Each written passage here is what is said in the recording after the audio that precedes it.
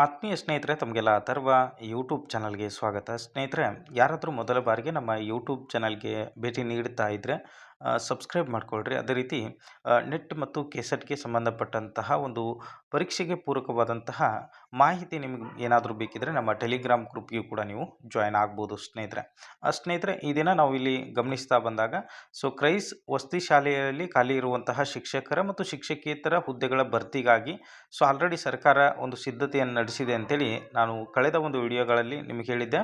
Almost ಅದನ್ನು ಕೆಇಎಗೆ ಪರೀಕ್ಷೆ ನಡೆಸೋದಕ್ಕೂ ಕೂಡ ಕೊಟ್ಟಿದ್ದಾರೆ. ಇನ್ನೇನು ಕೆಲವೇ ದಿನಗಳಲ್ಲಿ ಅಧಿಸೂಚನೆ ಆಗ್ತದೆ ಅಂತೇಳಿ ಕೆಇಎ ಅಧಿಕಾರಿಗಳ ಜೊತೆ ಮಾತಾಡಿರ್ತಕ್ಕಂತಹ ಕಾಲ್ ರೆಕಾರ್ಡಿಂಗ್ ಕೂಡ ನಾನು ಹಾಕಿದ್ದೆ. ಎಷ್ಟೋ ಜನ ಇದು ಫೇಕ್ ರೆಕಾರ್ಡಿಂಗ್ ಇದೆ ಅಂಥೇಳಿ ಕಮೆಂಟ್ ಕೂಡ ಮಾಡಿದ್ರಿ.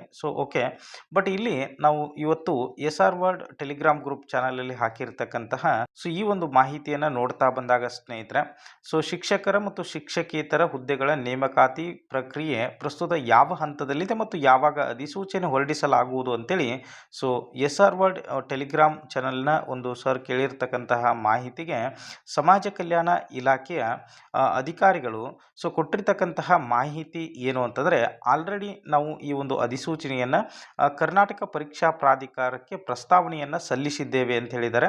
ಜೊತೆಗೆ ಕೆಇಎ ಅಧಿಕೃತ ವೆಬ್ಸೈಟನ್ನು ಪರಿಶೀಲಿಸುತ್ತೀರಿ ಅಥವಾ ನಮ್ಮ ಸಹಾಯವಾಣಿಗೆ ನೀವು ಸಂಪರ್ಕಿಸಬಹುದು ಅಂತೇಳಿ ಹೇಳಿದ್ದಾರೆ.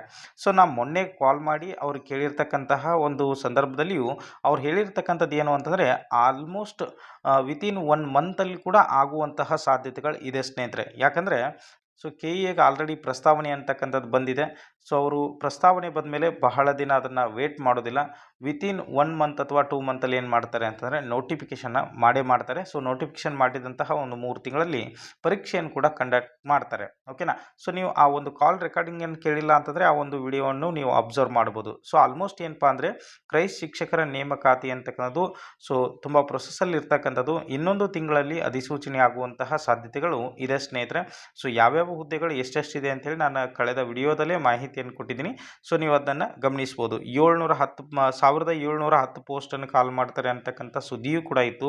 ಬಟ್ ಇವಾಗ ಮಾಡ್ತಾ ಇರ್ತಕ್ಕಂಥದ್ದು ಎಷ್ಟಿದೆ ಅಂತಂದರೆ 875 ಪೋಸ್ಟ್ಗಳಿಗೆ ಮಾತ್ರ ಏನು ಮಾಡ್ತಾ ಇದ್ದಾರೆ, ನೇಮಕಾತಿಯನ್ನು ಮಾಡ್ತಾ ಇದ್ದಾರೆ. ನೀವು ಇಲ್ಲಿದ್ನ ಅಬ್ಸರ್ವ್ ಮಾಡ್ಬೋದು ಸ್ನೇಹಿತರೆ. ಇದಿಷ್ಟು ಏನಪ್ಪ ಅಂದರೆ ಇವತ್ತಿನ ಅಪ್ಡೇಟ್ ಆಗಿರ್ತದೆ. ಎಲ್ರಿಗೂ ಕೂಡ ಧನ್ಯವಾದಗಳು ಸ್ನೇಹಿತರೆ.